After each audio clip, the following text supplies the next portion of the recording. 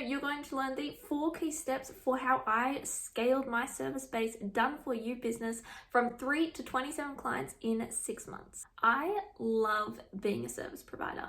It has so many benefits. Number one, I love the predictability of the income that you get from being a service provider. Secondly, I love that we actually get to deliver incredible results for clients. We play a part in giving that transformation. They're not just learning from us through a course, they're actually getting the results delivered to them because we're delivering it. But the cons to that is that a lot of the times that transformation rests on us. So it's very hard to scale a service-based business because we only have so many hours in the day, right? And so in this video, I want to actually address how you can scale your business without having to scale all of your hours, without having to work so much through the week. And you don't want to feel like Hot Mess Express behind the scenes, right? So definitely hit that like button if you are interested in learning more about how to scale your service-based business. But we are going to get into the 4 steps. Step number 1 is to create an offer that sells. I know, pretty obvious, but it's actually one of the key foundational pieces you need to scale your services quickly.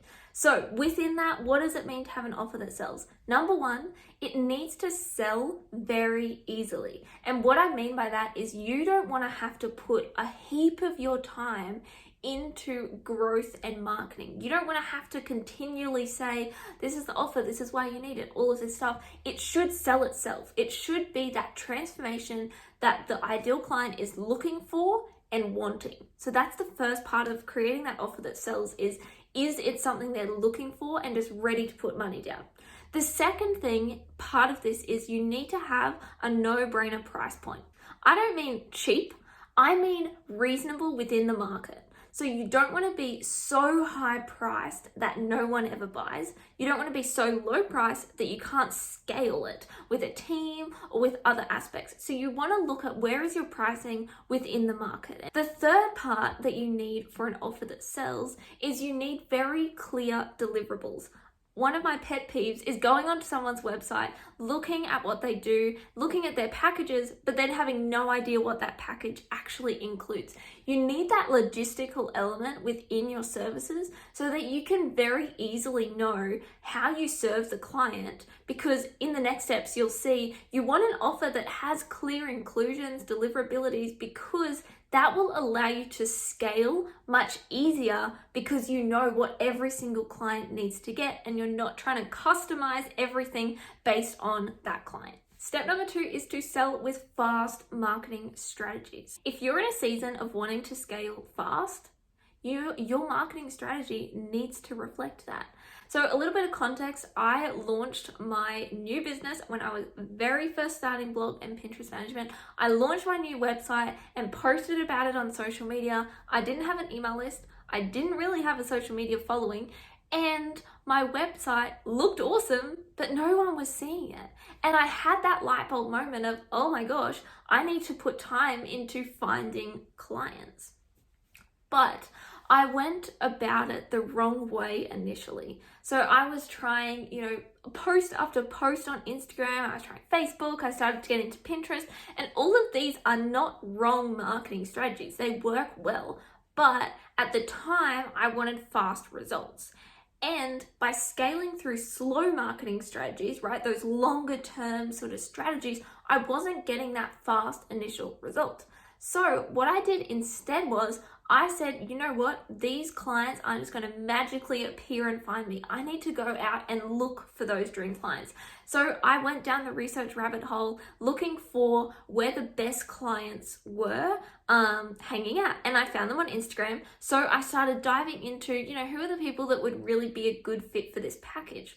From there, I then reached out to them via email and pitched them as a client. So pitching was a huge strategy in helping me scale fast, because I was able to directly target the client that I wanted to actually work for, and they were able to see my services, not just hoping and crossing my fingers that they were going to come across it. So that was the first thing, is pitching. From there, I then had a referral system that used and gave them incentive to talk about my services, but also brought me new clients. And so it was a win-win for both of them. And so referrals and pitching were two strategies that I found to be fast marketing strategies.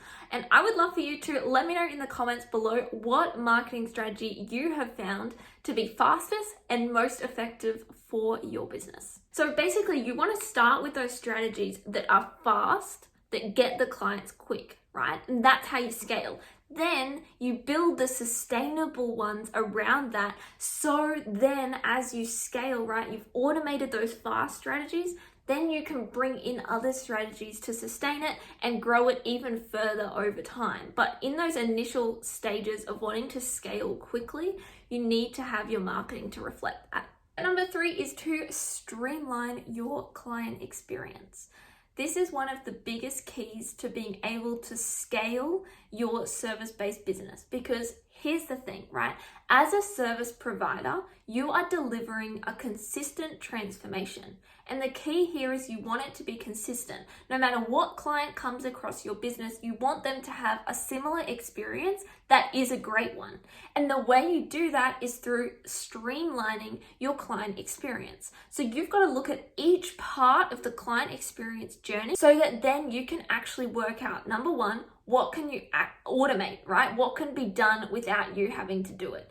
Number 2 is what can you streamline or systemize more so that it requires less of you? And number 3 is there anything within that client experience that actually doesn't need to be there that you can eliminate in this season as you are scaling? Because, not everything needs to be there. I found that a lot of service providers give so many deliverables in order to give value, but value comes from transformation.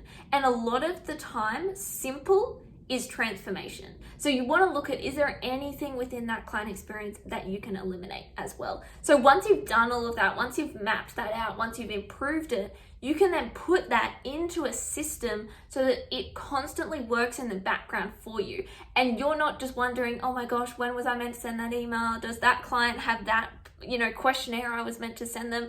Your software can do that for you. I personally love and use Dubsado, but you've just got to find a system, even writing out each step and ticking it off as you go. Something like that will just help you so that your client experience doesn't depend on how you're feeling that day. You want your client experience to depend on the set of steps that is required to get that client a result. So that final step is step number 4, which is to scale with a team. It all comes down to this. If you want to scale quick and you want to manage a lot of clients, you're going to need help.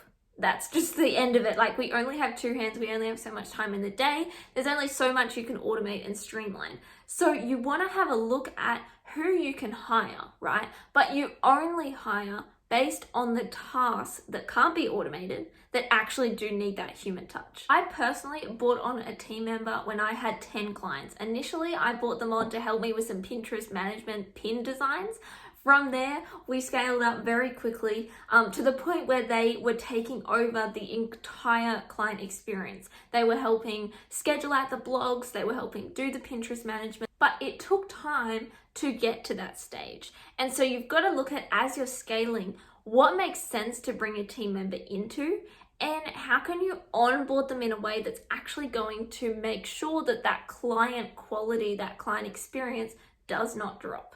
Make sure to hit that subscribe button if you would like to hear more videos all on scaling a service-based business and how to create a schedule that directly increases your profit.